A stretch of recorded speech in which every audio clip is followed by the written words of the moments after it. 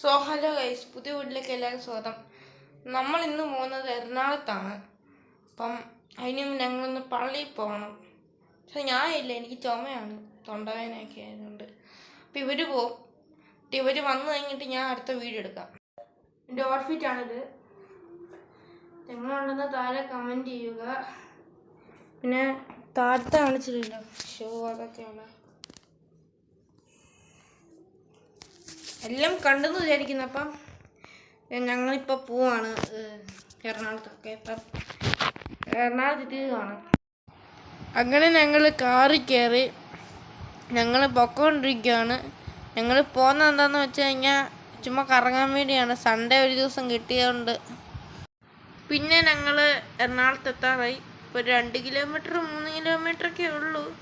ഇപ്പം നമുക്ക് എത്തിയിട്ട് കാണാം.